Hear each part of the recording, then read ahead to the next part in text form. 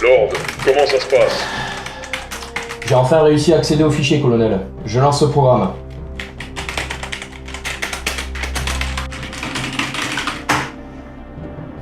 Ça y est, colonel. Le programme est initialisé. C'est l'instant de vérité.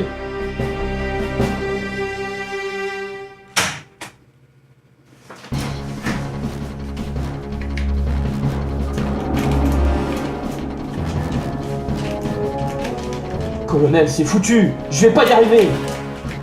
Allons, Lord, faites pas le con maintenant. Reprenez-vous, vous pouvez le faire. Concentrez-vous. Colonel, c'est vraiment trop difficile. Je vais claquer. Lord, bougez-vous le cul, c'est un ordre. Vous devez y arriver. Eh merde! Je suis mort!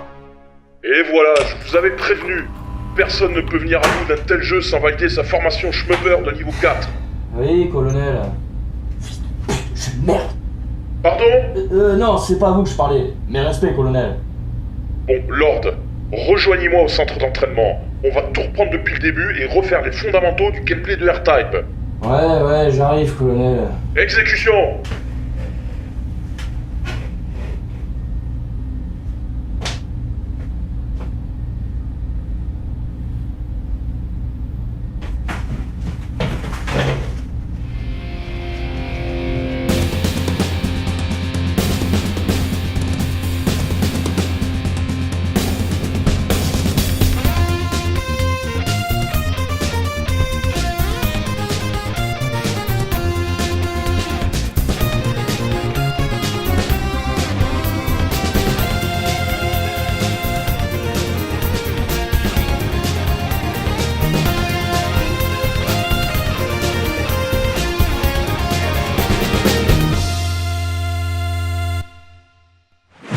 Salut les nostalgiques, amateurs de shooterie, de grosses bourrinades saupoudrées de testostérone, réjouissez-vous.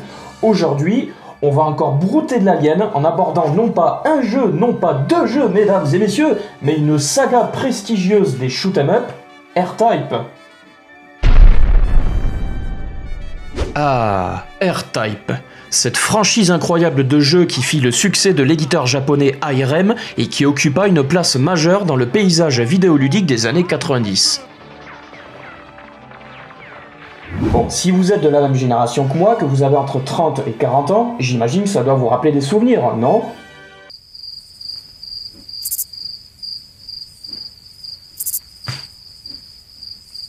Ah mais si, souvenez-vous, cette série de shoot'em up ultra difficile, le Blaster Beam, le module, le boss à la fin du premier niveau qui était pompé sur le alien de Giger.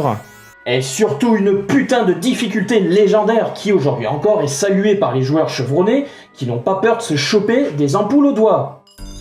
Banzaplast, pour nous les accros du... Ta gueule, merde, j'enregistre.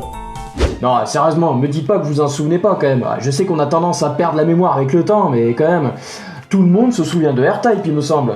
Bon, enfin, voyons voir. Vérifions sa popularité en demandant à des passants pris au hasard. Bonjour, Lucas Georges de Lord Paddle. Oui, bonjour. Que pensez-vous de R-Type? R-Type? Bon, moi je connais pas, vous savez, je prends toujours Air France.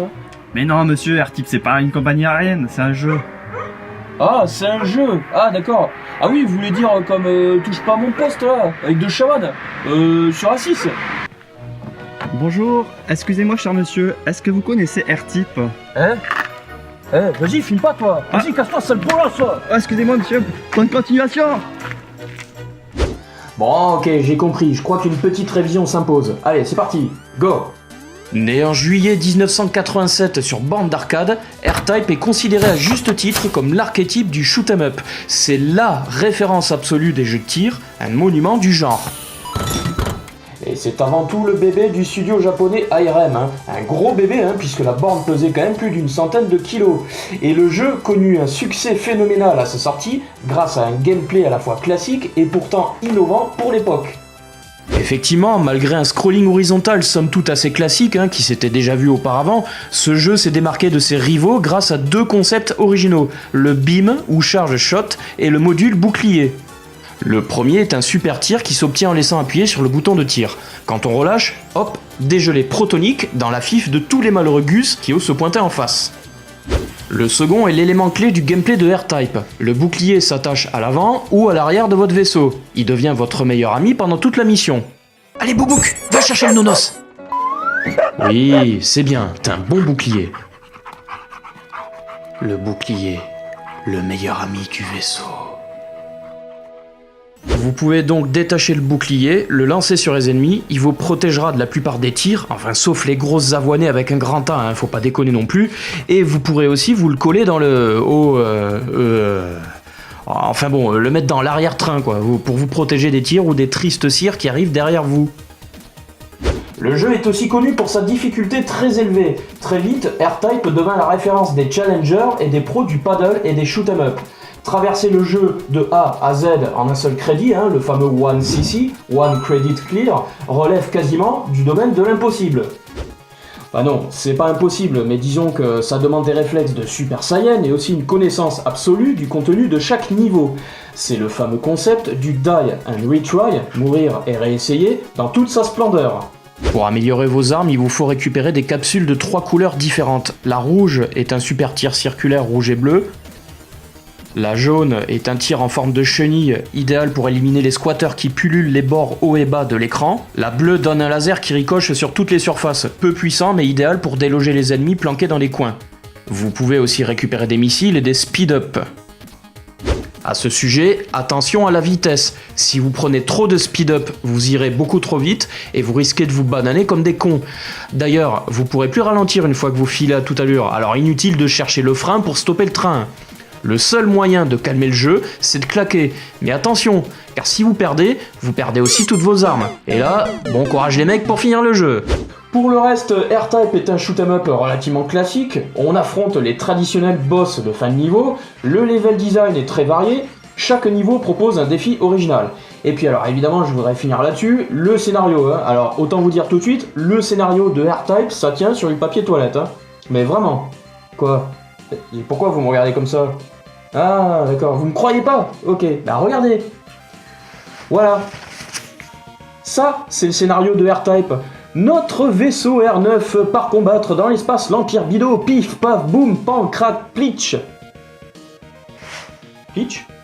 R-Type, c'est aussi l'un des jeux d'arcade qui a connu le plus d'adaptations, tous supports confondus à l'époque. Effectivement, devant le succès colossal du premier R-Type, ARM décida très vite de l'adapter à toutes les sauces. La première adaptation est celle sur PC Engine en 1988 qui se structure en 2 HU cards, les cartes de jeu de la console. La première contenait les 4 premiers niveaux et la deuxième contenait les 4 suivants. Alors c'est assez étrange, je vous l'accorde, mais il semblerait que pour des raisons techniques, c'était pas possible de loger l'intégralité du jeu sur une seule HU card. Après cette excellente adaptation sur PC Engine de Sunsoft, la version la plus connue est celle de la Master System de Sega qui sort en octobre 1988. D'ailleurs, cette version-là est la référence dans les portages de R-Type à cette époque, elle est plutôt bien réalisée pour une console 8 bits. A noter que le jeu contient un niveau secret inédit, accessible dans un endroit du niveau 4. On affronte alors de nouveaux ennemis et un tout nouveau boss à la fin de ce niveau bonus, ce qui est plutôt sympa. Les adaptations ne s'arrêtent pas là, car en 1991, c'est au tour de la Game Boy de connaître sa propre version de R-Type. Particularité du jeu, outre sa difficulté largement revue à la baisse, dans l'écran des high scores, il existe un petit bonus caché qui vous permet d'activer un petit programme de dessin nommé DeSouza Editor, en appuyant en même temps sur gauche, bas, A et B. Bon, ça sert à rien, mais c'est rigolo et plutôt bien trouvé. Yeah, la classe mec. La même année sort une nouvelle version de R-Type sur PC Engine, mais sur le Super CD-ROM de la console. Cette version, intitulée R-Type Complete CD, apporte son lot de nouveautés. Des scènes cinématiques de type manga, une particularité assez récurrente des jeux CD-ROM PC Engine à cette époque, avec un truc quand même super bizarre, le boss du premier niveau qui parle. Ah carrément, ça c'est vraiment une idée de merde, mais bon c'est comme ça. Des remixes techno des musiques originales du jeu de 1987. Un nouveau passage complètement inédit avec un nouveau boss à la fin du niveau 6. Et enfin une tendance assez désagréable du jeu à un peu trop clignoter lorsqu'il y a beaucoup de sprites affichés à l'écran. On va maintenant s'intéresser aux adaptations de R-Type sur micro-ordinateur avec une première version sur l'ordinateur japonais PC88 de NEC en 1988, la version MSX qui sort en décembre 1988, ZX Spectrum dans une version qui est tout de même de bonne qualité étant donné les limites de cet ordinateur. Atari ST dans une assez bonne version réalisée par Electric Dreams. Amstrad CPC avec ses couleurs très limitées et une absence assez étrange de musique. L'ordinateur japonais Sharp X68000 a droit lui aussi à sa propre version de R-Type en juin 1989, version très réussie d'ailleurs. A noter que la même année devait sortir une adaptation du jeu sur l'ordinateur japonais FM Towns, mais cette version n'a malheureusement jamais abouti. Hormis une fausse vidéo sur le net, on peut trouver un article d'un magazine qui montrait une image de démo de cette adaptation à l'époque. Toujours en 1989, c'est au tour de l'Amiga et du Commodore C64, quelques mois après. Ces deux versions sont l'œuvre des Allemands de Factor 5 et de Rainbow Arts. Ceux d'entre vous qui ont connu le Commodore C64 dans les années 80 se souviennent peut-être de la fameuse polémique du shoot'em up Katakis sorti sur cet ordinateur en 1988, développé par l'allemand Manfred Trenz, le célèbre auteur de Turrican. Le jeu provoqua la colère de l'éditeur américain Activision, qui détenait à cette époque les droits d'adaptation de R-Type sur micro-ordinateur. Accusés de plagiat, les concepteurs de Katakis durent retirer le jeu du marché. D'ailleurs, il ressortira en 1989 dans une version remaniée intitulée Denaris. Bon, il faut quand même reconnaître que les similitudes avec R-Type étaient beaucoup trop flagrantes pour passer inaperçues. Mais bon, après ça va, c'est pas non plus le seul jeu qu'a pompé R-Type. Je veux dire, j'ai trouvé ça beaucoup plus flagrant dans des jeux comme Blaze On ou Pulstar sur Neo Geo. Enfin bon, bref, on s'en fout, c'est pas le sujet, hein. Mais tout ça pour dire que cette histoire c'est quand même malgré tout bien terminée pour Manfred Trenz et l'équipe de Rainbow Arts, puisque Activision a quand même reconnu qu'ils avaient fait du bon travail sur Katakis et leur proposèrent un deal assez étrange. En gros, c'est un peu comme si ça s'était passé comme ça. Écoute-moi bien, enfoiré, t'as deux solutions. Soit tu continues ton jeu de merde et je te colle un procès au cul qui te coûtera un paquet de fric, soit tu programmes mon jeu pour moi et tu gagnes plein de pognon. Alors connard, qu'est-ce que tu choisis ? Vous pouvez répéter la question ? Et oui, c'est donc grâce à un deal passé avec Activision que Manfred Trenz et l'équipe de Rainbow Arts se sont retrouvés à adapter R-Type sur le C64, tandis que l'équipe allemande de Factor 5 s'est occupée de l'adaptation sur Amiga. Par la suite, le jeu sera réédité sur la compilation R-Types sur PSX en 1999, la compile R-Type DX sur Game Boy Color toujours en 1999, sur la Wii en 2006, la Xbox en 2009 avec l'excellente adaptation R-Type Dimensions qui sortira aussi sur PS3 en 2014, sans oublier une adaptation du jeu sur iPhone OS en 2010 et sur Android en 2011, et deux remakes plutôt réussis, l'un sur Amstrad CPC en 2012, dans une version qui est finalement bien plus belle que la version de 1989 qui était assez moyenne, suivi fin 2015 d'un remake sur Atari STE intitulé R-Type Deluxe. Bref, nul ne pourra nier qu'ARM aura tout fait pour traire la poule aux œufs d'or. Non, attendez, c'est une vache. Ou un coq. Enfin bon bref, passons, on s'en fout. Bien, maintenant, on va parler à présent de R-Type 2, car R-Type, donc c'est pas juste un jeu avec plusieurs adaptations, c'est une véritable franchise, une véritable saga. Devant le succès colossal de R-Type, ARM se lança très rapidement dans une suite, R-Type 2, qui sort sur arcade en décembre 1989. Le jeu est une franche réussite, mais si vous trouviez que R-Type était un jeu difficile, attendez de voir la suite.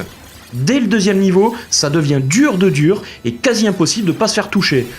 Le troisième niveau reprend le principe de vaisseau gigantesque en plusieurs parties, mais dès le quatrième niveau et son ambiance métallique mécanique, c'est carrément mission impossible.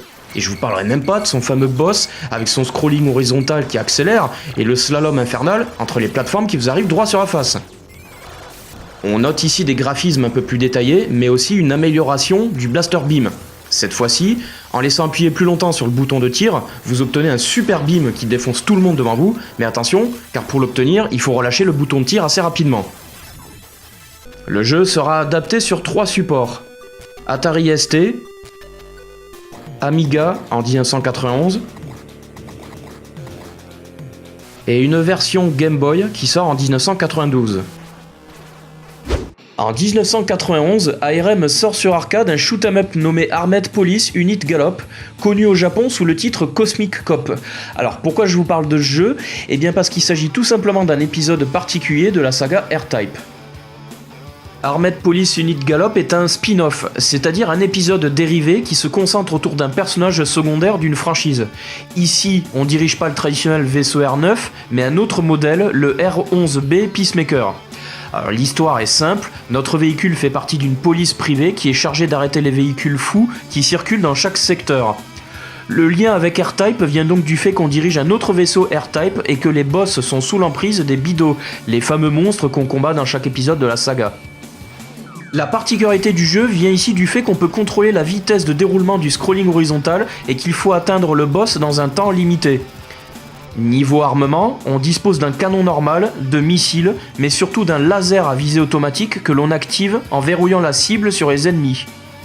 Le jeu est assez difficile et reste peu connu, mais contrairement aux apparences, il fait officiellement bien partie de la franchise R-Type, le vaisseau R11B faisant même des apparitions dans d'autres épisodes comme dans R-Type Final ou même R-Type Tactics.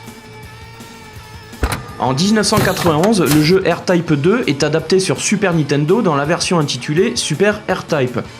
Certains niveaux et ennemis sont remaniés et réarrangés, les musiques sont un peu différentes, mais le jeu s'apparente globalement à une sorte de R-Type 2 version 2.0. Il s'agit par ailleurs de l'un des premiers jeux à sortir sur cette console lorsque la Super Nintendo sort en France en 1991.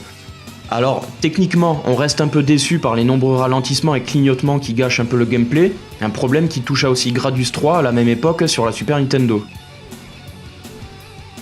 Un autre épisode un peu à part est sorti en 1992, cette fois-ci exclusivement sur borne d'arcade. Cet épisode s'appelle R-Type Leo. Particularité de R-Type Leo, le Charge Shot ou Blaster Beam a disparu. Et... Oh, ouais, détendez-vous les mecs. Ouais, mais vous m'avez pas laissé finir là. Oui, le Charge Shot a disparu, mais je vous rassure, il a été remplacé par un concept équivalent. Et effectivement, cette fois-ci, vous êtes équipé de 2 nouveaux modules qui, une fois chargés, foncent automatiquement sur les ennemis présents à l'écran. Alors, ça dure quelques secondes, mais c'est tout l'intérêt de ce nouvel opus. À part ça, rien de bien neuf. C'est un excellent épisode avec une superbe bande-son, des graphismes mitonnés aux petits oignons, et non d'un paddle en bois, une putain de difficulté qui va vous flanquer une coulante bien salée mais gaillard. Après un Super R-Type finalement assez mitigé, ARM se rattrape en sortant R-Type 3 sur la Super Nintendo en 1993. Il s'agit d'un très bon épisode qui utilise plus efficacement les capacités de la machine, et notamment les fameux effets de zoom du mode 7 de la console. Fort heureusement, le jeu est beaucoup plus maîtrisé sur le plan technique, et les niveaux sont plus variés, avec des idées très intéressantes. On y retrouve par ailleurs certains boss de l'ancien R-Type qui sont venus pour vous passer un petit coucou et prendre un café. Hein, ouais, c'est sympa. Ouais, mais je te reconnais, toi. Mais si, je te reconnais ta gueule, toi, tu vis de ta nez, toi. Fait plutôt étonnant, R-Type 3 sera adapté beaucoup plus tard en 2003 sur la Game Boy Advance, dans une version finalement assez fidèle à la version Super Nintendo et qui tire évidemment profit des capacités techniques de la console portable de Nintendo. On arrive alors en 1998 avec R-Type Delta sur PSX. Pour son arrivée sur la console de Sony, R-Type fait peau neuve et nous propose un gameplay rafraîchissant avec ses graphismes modernes. Le jeu est toujours aussi difficile, putain de bordel. Excusez-moi, mais il gagne en intensité grâce à ses décors 3D et la possibilité de choisir parmi plusieurs vaisseaux R9 en début de partie, chacun possédant alors ses propres spécificités au niveau des armements. Le jeu est une franche réussite qui séduira tous les fans de la saga, incluant un dernier niveau absolument anthologique, avec sa musique chorale quasi mythique et religieuse, totalement sublime et irréaliste. Les critiques de l'époque ont même considéré qu'il s'agissait de l'un des meilleurs épisodes de la saga R-Type.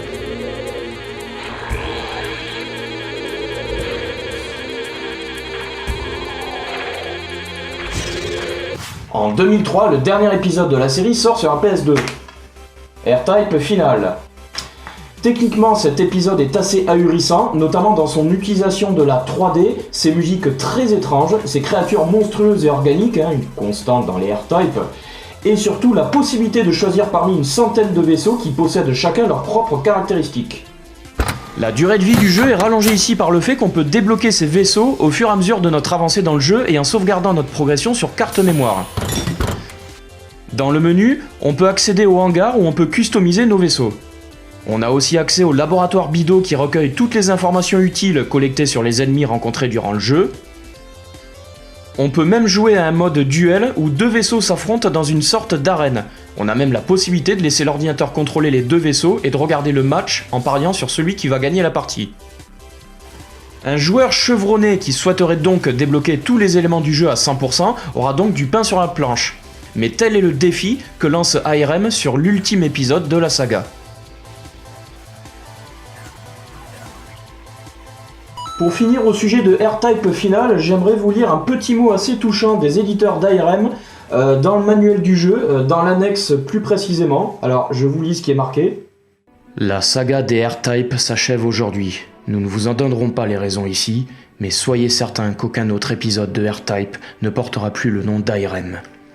Pour finir, ce message s'adresse aux millions de joueurs, aux nombreuses personnes qui ont aidé au développement, aux ventes et au marketing de R-Type, aux créateurs et innovateurs qui ont aidé à instaurer le genre du jeu de tir, aux éditeurs, aux distributeurs et aux autres développeurs. Nous tenons à vous exprimer toute notre gratitude. Kleenex, pour les... Oh putain, tu m'as encore fait rater ma prise, connard! Eh ben mon couillon, c'est la fête les gars. Non, on s'en deck, on dirait vraiment un discours de funérailles leur truc là. R-Type nous a quittés. Ce bon vieux jeu est aujourd'hui dans un monde plus paisible. Fini les manettes cassées et les heures à se taper la tête contre les murs parce qu'on est bloqué à ce putain de boss final de dernier niveau de merde, putain de chien.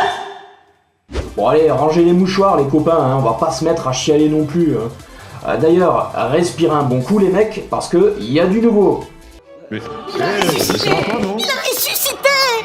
Gloire au plus haut des cieux, R-Type a ressuscité, il est de nouveau parmi nous, mais sous une autre forme charnelle, et